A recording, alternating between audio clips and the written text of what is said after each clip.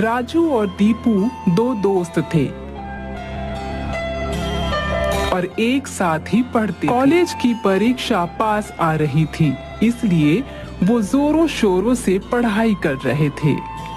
वो एक ही कमरे में किराए पर रहते थे और किराएदार रोज उनसे किराया मांगता रहता था, पर उनके पास किराया देने के लिए पैसे नहीं थे। तुम लोगों ने अभी तक मकान का किराया नहीं दिया है।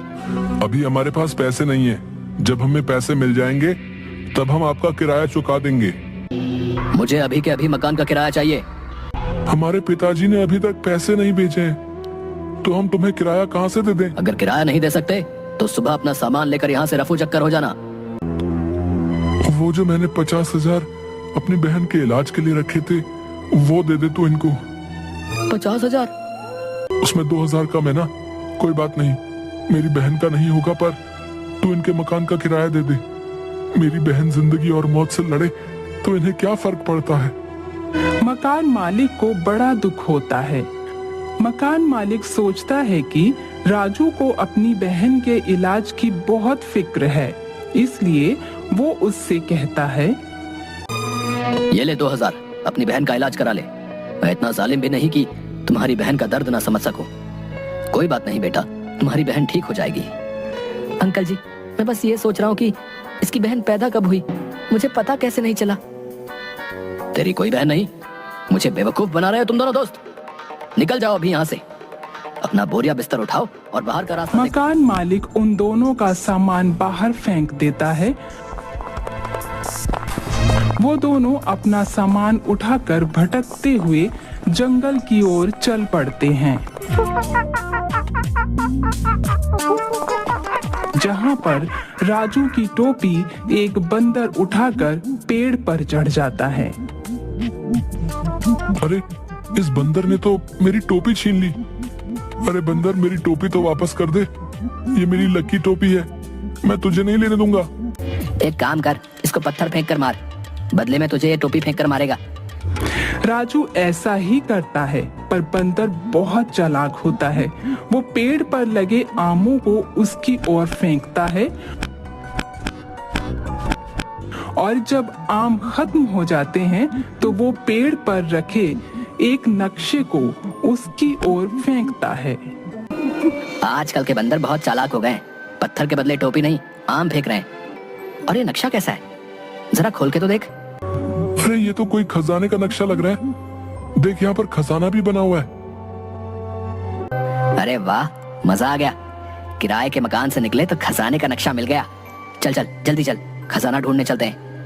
राजू और दीपू खजाना ढूंढने के लिए चल पड़ते हैं और पीछे से बंदर उसकी टोपी भी उसकी ओर फेंक देता है। राजू टोपी पहनकर आगे बढ़ जाता है और फिर दोनों नक्शे के अनुसार एक गुफा के अंदर पहुंचते हैं।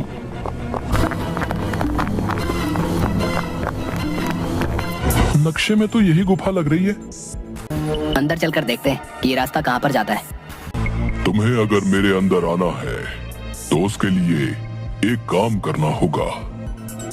और वो क्या काम है?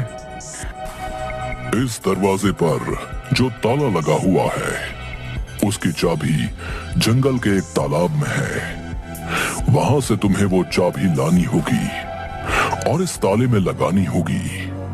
और वो कोई मामूली तालाब नहीं है, उसमें बहुत सारे मगरमच्छ रहते हैं जो बहुत ही भूखे हैं। और तुम्हें सूर्योदय से पहले इसी काम को अंजाम देना होगा, नहीं तो तुम उसी तालाब में रह जाओगे और कभी वापस नहीं आओगे। दोनों सोच में पड़ जाते हैं और उस तालाब की ओर चाबी लेने के लिए चल पड़ते हैं। जब वो तालाब के पास पहुंचते हैं तो देखते हैं कि वो तालाब मगरमच्छों से भरा हुआ है। अरे यार, ये तो मगरमच्छों से भरा हुआ है। अगर हमने इस तालाब में एक भी कदम रखा तो ये मगरमच्छ हमारा पल में सफाया कर देंगे, क्योंकि ये तो बहुत भूखे लग रहे हैं। हमें खजाना लेने के लिए कुछ ना कुछ तो करना ही होगा। मेरे पास एक उपाय है। हम दोनों तालाब की दोनों तरफ से तालाब में घुसेंगे, जिसकी वजह से एक तालाब में घुसेगा तो सारे मगरमच्छ उसकी तरफ आएंगे और दूसरी तरफ से दूसरा बंदा तालाब के अंदर से चाबी लेकर आ जाएगा।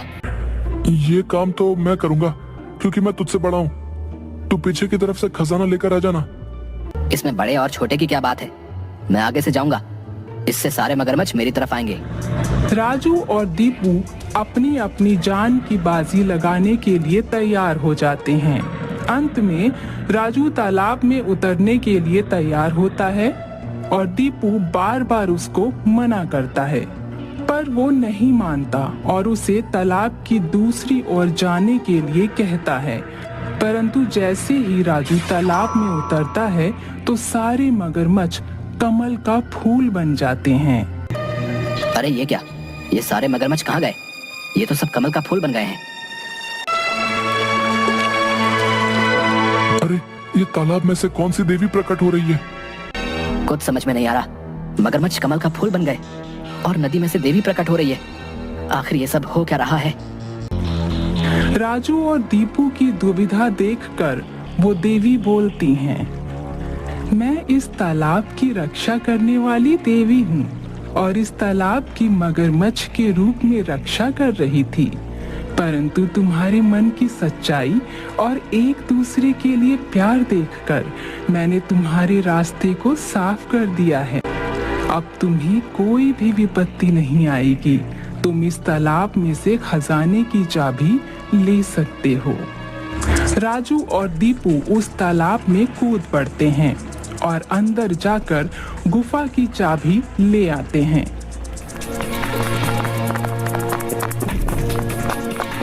और गुफा के पास जाकर दरवाजा खोल देते हैं। राजू और दीपू जैसे ही गुफा के अंदर जाते हैं तो उसमें से चमगादड़ों का एक झुंड उड़ता हुआ आता है और दीपू को उठा लेता है। अरे बेवकूफ हो क्या? इसको क्यों उठा कर ले जा रहे हो? इसको तो यहीं पर छोड़ जाओ। मैं तुम्हारे दोस्तों को छोड़ दूंगी अगर तुम इस छोटी गुफा का दरवाजा खोलने में कामयाब हो गए तो। पर वो खुलेगी कैसे? इसकी चाबी यहीं पर है। राजू चारों तरफ चाबी ढूंढता है पर उसको कोई चाबी नहीं मिलती। थक कर वो एक पुतले पर हाथ रखकर बैठ जाता है, जिसकी वजह से वो पुतला घूम जाता है और छोटी गुफा का दरवाजा खुल जाता है। अरे यहाँ पर थी, मैं तो इसकी चाबी ढूंढ रहा था और इस गुफा को तो इस पुतले ने ही खोल दिया। चमगादड़ उसे ऊपर से ही गिरा देती है और वो अपनी कमर सहलाता हुआ उठता है। थोड़ी दूर चलने पर उसका पैर फिसलता है और वो एक गड्ढे में जाकर गिरते हैं। वो गड्ढा एक रहस्यमयी रास्ते की ओर जा रहा था। दोनों उस ओर चल देते हैं। वहां उन्हें एक नदी मिलती है। नक्शे के अनुसार तो हम सही रास्ते पर जा रहे हैं, पर इस नदी को कैसे पार किया जाए? यहाँ पर तो कोई नाव भी नहीं मिलेगी। हमें तैर कर जाना होगा, यही एक रास्ता है, क्योंकि इस नदी को पार किए बिना हम नक्शे के रास्ते को पार नहीं कर सकते।